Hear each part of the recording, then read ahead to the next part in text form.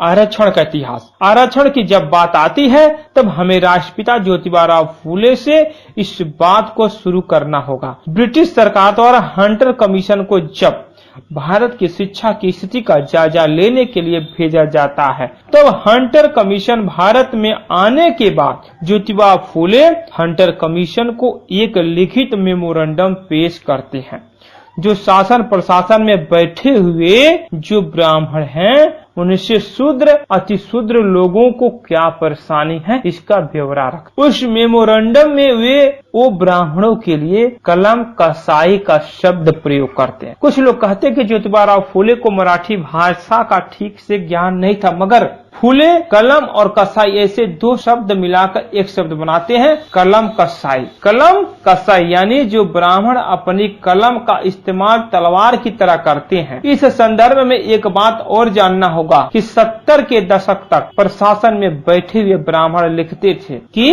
Candidate are not eligible. 1970 के बाद स्पर्धात्मक परीक्षा के माध्यम से जब हमारे लोग प्रशासन में आना शुरू हुए, तब उन्होंने लिखना शुरू किया, candidate are not eligible and those who eligible they are not substitutable. ब्राह्मण लोग अपनी कलम का तलवार की तरह कैसे इस्तेमाल करते हैं, इसका ये है एग्जाम्पल है। इसका ज्योतिबा फूले अपने मेमोरेंडम में लिखते हैं कि ब्राह्मणों की तरह शूद्र अति शूद्र लोगों को भी शासन प्रशासन में हिस्सेदारी मिलनी चाहिए, ताकि हमारे लोगों के साथ ही न्याय हो सके। और इस तरह यहाँ से आरक्षण का इतिहास शुरू होता है। साथियों, छत्रपति साहू महाराज का क्रांतिकारी फैसला। छत्रपति साहू महाराज जो कोल्हापुर संस्थान के राजा थे तथा ज्योतिबा फूले को मानने वाले अनुयायी थे, उन्होंने 27 जुलाई 1902 को अपने जन्मदिन के अवसर पर अपने कोल्हापुर संस्थान में पिछड़े वर्गों के लिए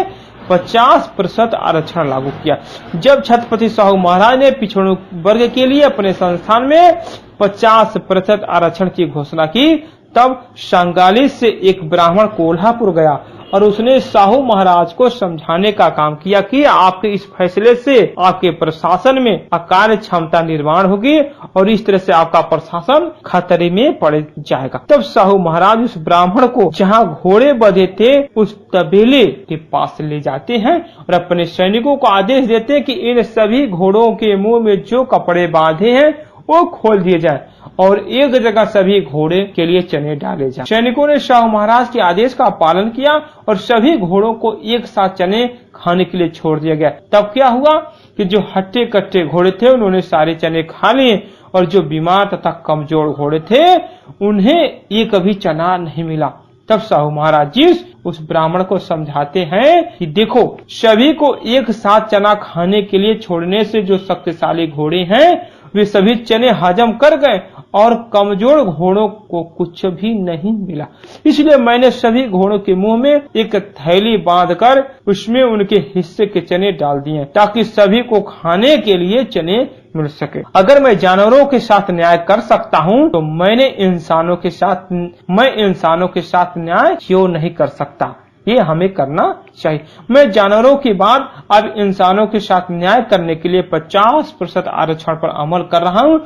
खास बात यह है कि जो आरक्षण साहू महाराज ने दिया वह 2 जातियों को छोड़कर दिया था, जिसमें एक ब्राह्मण और दूसरी जाति है चणवी। ये 2 जातियों को छोड़कर बाकी सभी जातियों को 50% आरक्षण था। तब साहू महाराज ने अपने प्रशासन में बैठे एक ब्राह्मण ने उसका विरोध किया और साहू महाराज को बताया कि वह युवक अकार्यक्षम है। तब महाराज ने उस ब्राह्मण से पूछा, क्या तुम कार्यक्षम हो? तब उसने जवाब दिया, हाँ मैं कार्यक्षम हूँ। तब महाराजा ने उस ब्राह्मण से कहा कि ऐसा करो, इस अकार्यक्षम युवक को 3 माह के अंदर कार्यक्षम बना दो। यदि तुमने इसे कार्यक्षम नहीं बनाया तो ये सिद्ध हो जाएगा कि तुम भी अकार्यक्षम हो। तब उस लड़के से उस ब्राह्मण ने कोई काम नहीं लिया। 3 माह के बाद सर्टिफिकेट दे दिया गया कि वह व्यक्ति कार्यक्षम है, क्योंकि कार्यक्षमता का जो मुद्दा है वह असली मुद्दा नहीं है। यह एक बहाना है, क्योंकि विरोध करने के लिए कोई न कोई जायज तरीका होना चाहिए। इस ऐतिहासिक घटना से 2 बातें सिद्ध होती है कि जो ब्राह्मण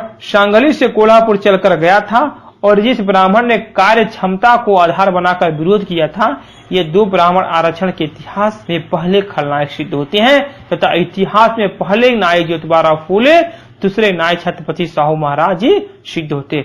यही कारण है कि महाराष्ट्र के सामाजिक जीवन में छत्रपति साहू महाराज और तिलक के बीच जो संघर्ष हुआ, वह संघर्ष महाराष्ट्र के सामाजिक जीवन का बहुत बड़ा अध्याय है। साथियों, अगर आपको मेरा वीडियो पसंद आया है तो इस वीडियो को लाइक शेयर सब्सक्राइब जरूर करिएगा। जय भीम।